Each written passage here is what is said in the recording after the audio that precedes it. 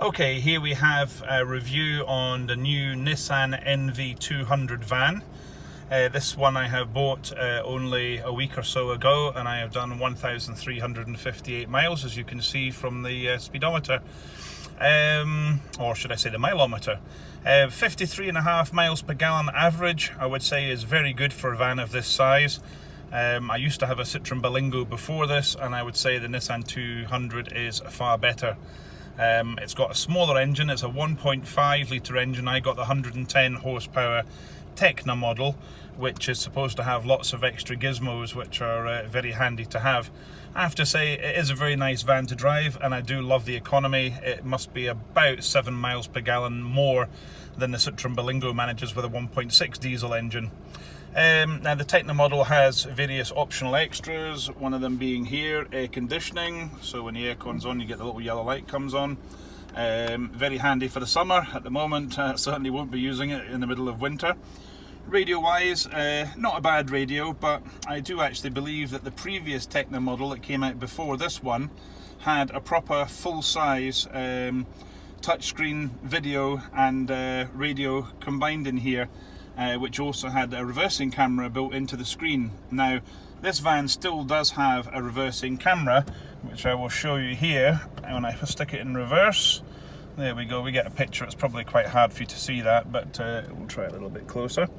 It's very small. It's the one thing I would say about it. I'm not a huge fan of this reversing camera. I think it's alright, but I think only alright. Now, one thing that a lot of dog owners have been putting online about Nissan NV200s is how to switch off the ultrasonic alarms. Well, it's a very simple procedure. This little button here, take the keys out of ignition, press this button for 2 seconds, and then leave the van within 5 seconds, unlock it, and then the ultrasonics are switched off. So that's very handy. Now, the things I don't like about my 200, and there are a few, they're niggly, stupid things, but with a van of this calibre, £21,000 including VAT, doesn't have one of my pet hates, cup holders. Now, if you've got something with a small diameter like a can of Red Bull or any other energy drink, it's tiny. Why do they not have two different circumference sizes in all cup holders these days? I mean, God almighty, this is not exactly rocket science, but no manufacturer seems to have got this right that I've seen so far. The other thing that's particularly annoying for me is the window switch, which is probably not very well lit at the moment. I'll try and light it up a bit more so you can see it better. Right, there we go. Right, there's a window switch there, which is very nice to have electric windows, but when you're driving, your knee bangs against this thing continuously.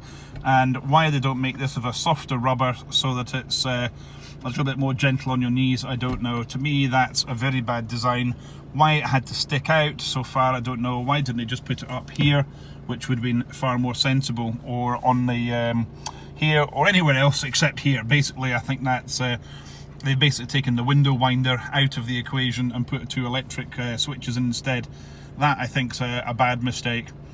The other things that I think are particularly bad for me, I'm 6'4" tall, so I'm quite tall, is this is my view from the mirrors.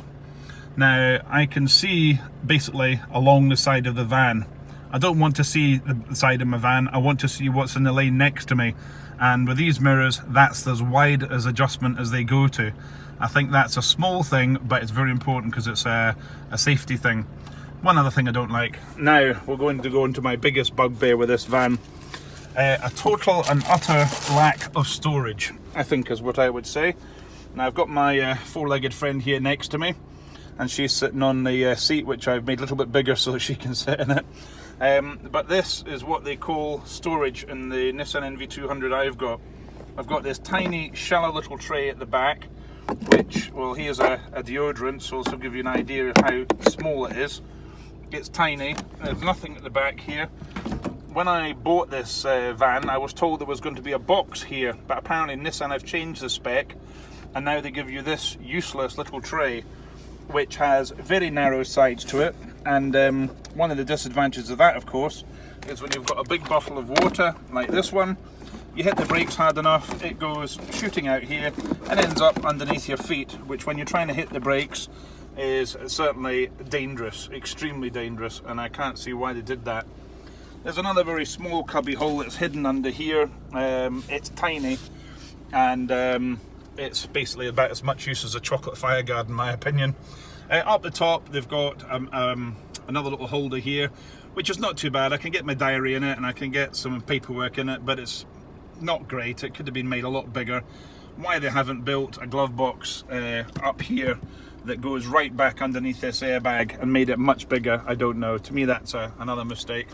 One other thing I don't like is these horrible devices that they've put in for putting all your documents and your clocks for parking and stuff like that. They are so thin, I can barely get anything in here, and I just don't like them at all. Why they don't go with a conventional bit of plastic that wrapped around it where you can stick things. I mean, see the hassle I've got trying to get this thing to go in. It's a nightmare. Just another stupid thing that could have been done a lot better. Another thing I really do like is the lights in the middle. Very bright, lots of positions that you can switch them on and off, which is particularly good. I've got them all on as I'm videoing. Steel bulkhead at the back, very nice. Handbrake, I think probably they could have put that somewhere else, because if you were ever wanting to get a sleep across the front two seats, it's a bit small, but this would be sticking right up in the middle of your back, and for me that's not a good idea. Why didn't they put that up on the dashboard or somewhere else, or just made it much lower down so you could pull it up and it wouldn't go above the seat? To me that's just a stupid thing. From the outside, great van, masses and masses of space in the back. It's the biggest van in its size apparently for load area. It's considerably bigger than a Citroen Berlingos and Transit Connect and all these kind of vehicles. I would say the NV200 is very, very good in for load area, without a doubt. I think it's great. This one comes with two side doors, one on each side, which I was never a great fan of, but I have to say I'm a bit of a convert now, because I find it very useful. And I always thought from a security point of view side doors are not a great thing, but these seem to lock very well. And the one thing I really like about this van is when you close the doors, they close properly, and they also close very quietly. They've got nice door seals all the way around, and it's just a great van from that respect. Right, I'm gonna zip outside for a second, and well, maybe I won't, because it's chucking it down with rain. I'll maybe do a second part to this video review. But I would say if you're thinking about getting a Nissan NV200, I have to say this is a very, very nice van. I really can't fault it, apart from these stupid little things which are quite minor but quite annoying as well. And why on a £21,000 van they don't have that all these features fixed, I don't know. And one other little gripe, when I got the brochure for this van, it said it had rear parking sensors, so you get bleep bleep bleep until you got very close to the thing behind you, and then it would stop. My van, again, doesn't have it. It's another thing they've taken away. They've given you this stupid little camera instead of the full big screen one that used to be in it, and that I think is a mistake. And the other thing I wish that all van manufacturers would do is give us really, really good locks on their vehicles, so that your vehicle and all its contents cannot be stolen so easily, and possibly even a tracker built into it as well. I've had an aftermarket one fitted to my van as of the other day. I did also have problems. I phoned up Nissan customer services, who, to be quite honest, have been about as much use as a chocolate fireguard. Every time you phone them up, they tell you to phone a dealer. So why do you need to phone Nissan customer services? You'd be better phoning your local dealer. And the dealers I found that I've phoned, I haven't really found to be very helpful either. It's the only downside. I think Nissan's customer service needs a boot up the arse. What else can I tell you about this van? Economy, staggering, very, very good. Oh, the other thing I could tell you about is performance. 110 horsepower under the bonnet from a 1.5 litre engine. I believe it's a Renault engine that's in this. Apparently it's extremely reliable, very, very good. It's a little bit noisy when you accelerate hard. It's kind of got a boominess about it, but it's certainly it's no slouch. It's got a very good turn of speed. I've never had a problem overtaking anything, even when I've been fully loaded. And talking of which, that miles per gallon figure there, 53.1, I got this van, well, I got this miles per gallon with this van fully loaded, so that's a very good miles per gallon figure. Lots of facilities. Oh, great facilities. Let's talk about them. On the steering wheel, you've got cruise control on this button here, you've got a speed limiter on this button here, and you've got your cruise control up and down switch. You can resume, set, and you can actually increase up and down with this.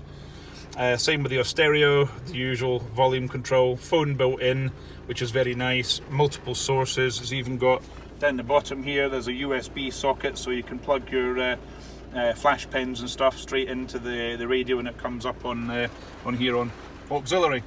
It's very nice. What else is there on this van?